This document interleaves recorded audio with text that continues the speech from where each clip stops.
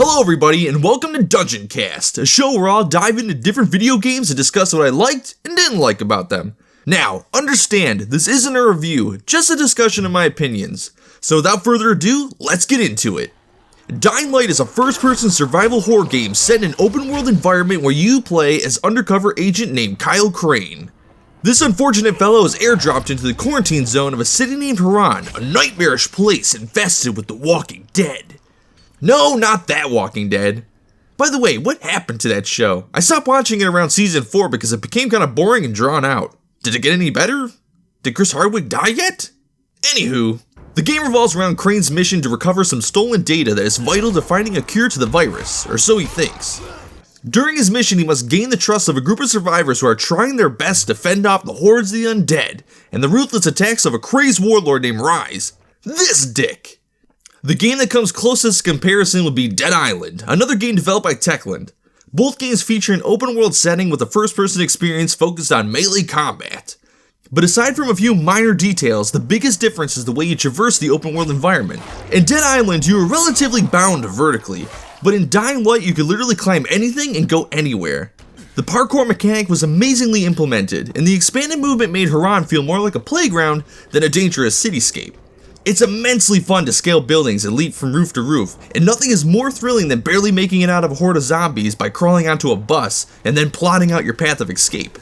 But the game isn't without a few glitches. One that I came across quite often had to do with the grappling hook, and anyone who's watched my Twitch stream would know that I'm not a huge fan of this item. Sure, it's handy, but it's almost too handy.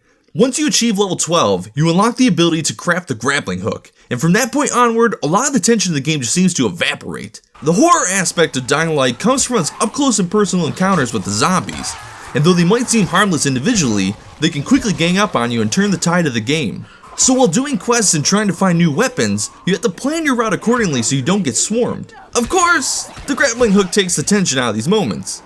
If the horde becomes too much for you to handle, just zippity-doo-dah-day your sweet ass out of there. It's an instant escape button, which in my opinion, kind of undermines the whole parkour aspect. They might as well just give Crane a fucking jetpack. There is something worth noting though. If you're aiming the grappling hook and a zombie manages to land a hit on you, the grappling hook is cancelled. So if you're not careful, you can still get fucked over. So, on to those grappling hook glitches I mentioned earlier. You aim it at a surface, pull the trigger, and just like magic, it pulls you towards the spot that you hit. But sometimes, however, Crane just decides, fuck it, and refuses to grab onto the ledge which is clearly in front of him, thus plunging me to my doom onto the bone-crushing, knee-cracking pavement. This seemed to happen completely randomly, but each time it was pretty terrifying because I had no idea what was waiting for me on the ground. I can imagine, however, that this looked pretty hilarious in third person. Another strange thing about the grappling hook is its ability to defy gravity. If you're falling from a building, all you have to do is shoot the ground and it cancels out all the fall damage. Alright, so I talked about some pretty poopy things, so now on to the stuff that I absolutely love about Dying Light.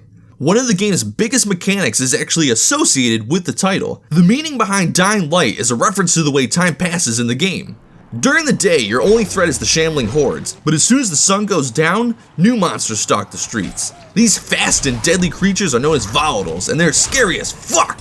They prowl around at nighttime, and if you happen to cross their path, you have a limited amount of time to get out of their sight. But if you fail, the volatiles in the area let out a terrifying roar and begin chasing you. The only way to shake their pursuit is to outrun them by parkouring your ass off. Even towards the end of the game, this is still terrifying to me. Running around after dark is extremely dangerous, and most of the time I just slept through the night and continued questing in the morning. But if you were courageous enough to venture out into the darkness, all of your XP for agility-based actions were doubled. Another great thing to mention is the combat. Just like Dead Island, the combat of Dying Light is focused on melee combat. Sure, there are a few guns later in the game, but it's much more fun to bash a zombie's brains in with an electrified hatchet. Did I say electrified hatchet? Yes I did. As you progress, you will be rewarded with various blueprints so that you may combine a weapon with some useless junk and turn it into something awesome. The bodied weapons look awesome and add a variety of elemental effects to your attacks. The downside is that the weapon will eventually break. You can only repair a weapon so many times before it becomes useless, but this is a cool mechanic because it makes you think twice about charging into a horde of the undead. There are literally tons of other things I could praise the game for. Voice acting, setting, combat, graphics, but the last thing I want to talk about is the sound design. The city of Harran looks like it was ravaged by a horrible virus, but what really ties it all together is the sound effects. The zombies belt out guttural grunts and screams when they barrel towards you. You can hear the nasty feet of the volatiles slapping against the pavement as they chase after you. Even as you're just wandering around, you'll hear the screams of survivors, gunshots, zombies roaring, even doors being smashed down, all happening in the background. This swirl of distant audio really breathes life into the game. It makes it feel like you're in a living environment where stuff is happening even if you aren't around to see it. In conclusion, though the theme of zombies has been done to death, pun intended, Dying Light really does the genre justice and even adds some new things that haven't been done before. The game is intense from beginning to end, and the incorporation of RPG elements lends itself very, very well. I highly recommend this game, and though I haven't played the DLC yet, from what I've seen, it looks pretty good too. Well, that's all the time I have. Tune in next time for another episode of Dungeon Cast, and as always, stay animated. If you're looking for more awesome content, then please subscribe now and leave a like. And if you want to follow me and stay up to date, then please check out my Twitter page. Thanks for watching, and as always, stay animated.